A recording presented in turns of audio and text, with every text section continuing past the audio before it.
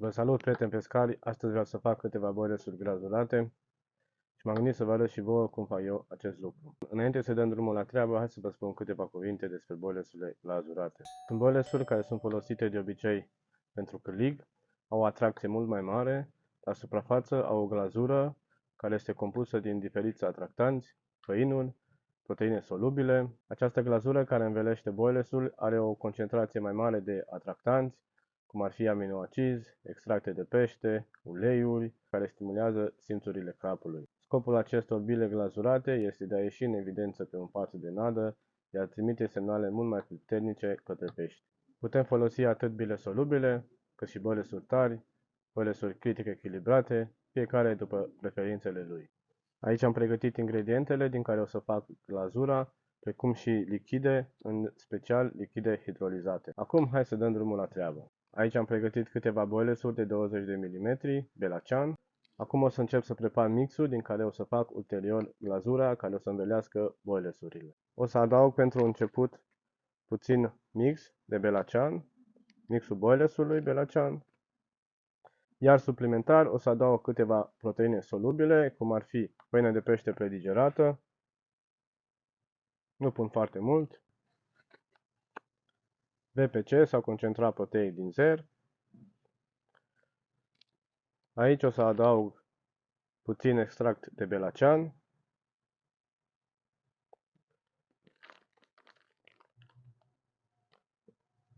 puțin chili, iar ca boilesurile să aibă o atracție în toată suprafața de apă, atât pe verticală cât și pe orizontală, o să adaug puțin granule de plută, care în timp ce crusta se dizolvă în apă, se desface, granulele se ridică spre suprafață, purtând cu ele particule din crustă care atrag peștii spre momeala noastră și din straturile superioare de apă. Acum amestecăm puțin compoziția.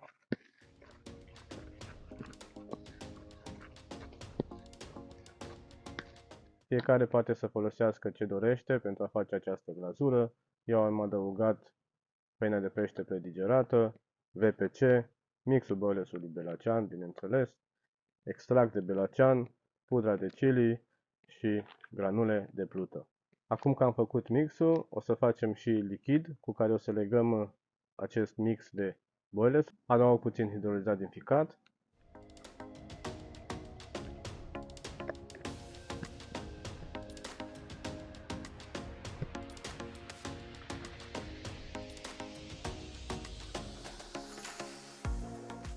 Acum puțin hidrolizat din pește.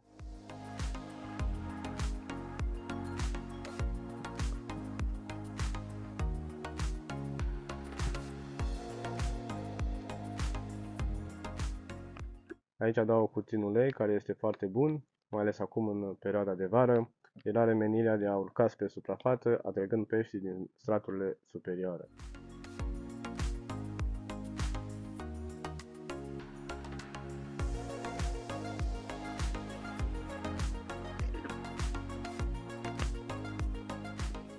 Iar peste o să adaug foarte puțin sirop de glucoză.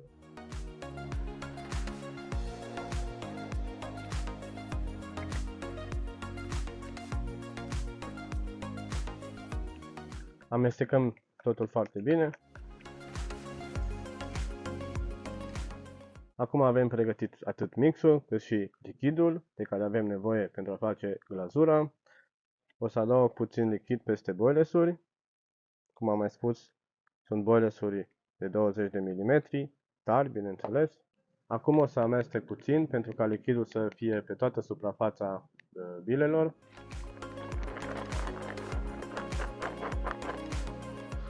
Chiar o să mă ajut de capac.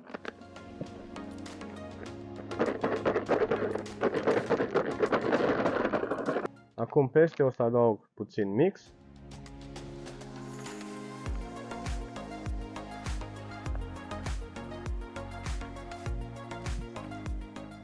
După care amestecăm din nou.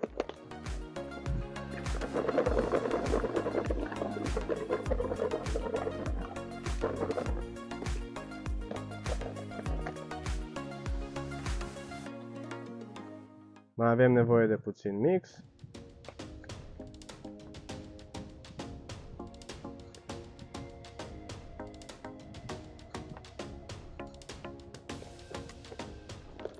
Iarăși amestecăm.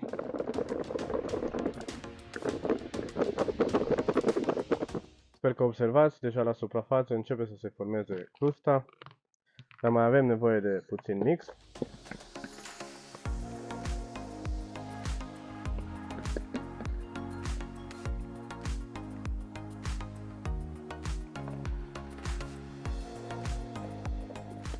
Repetăm operațiunea de amestecare.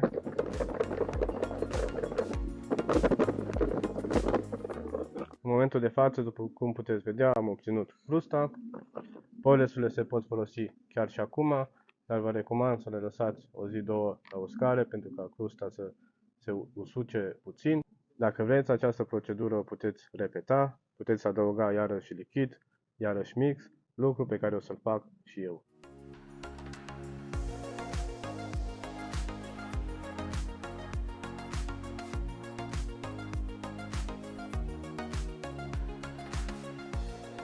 E bine, cam acesta este rezultatul final. Eu cred că am ajuns la o crustă destul de groasă pe suprafața boilersurilor. După cum se poate vedea, este destulă crustă pe suprafața lor. O să le mai las la uscat 2 zile aproximativ, după care sunt perfecte de folosit. Dacă ți-a plăcut acest videoclip, nu uita să lași o apreciere, la fel un comentariu cu părerea ta despre aceste boilersuri glazurate, o abonare la canal și activarea clopoțelului pentru a fi notificat când o să apară următorul video, precum și live-uri pe care o să le fac de la partidele mele de pescuit și nu numai. Dacă vrei să vezi și alte videoclipuri interesante, aruncă o privire pe canal sau găsești unul chiar aici în partea dreaptă. Iar până data viitoare, mergeți la pescuit, bucurați-vă de natură, bucurați-vă de fiecare pește. Vă salut!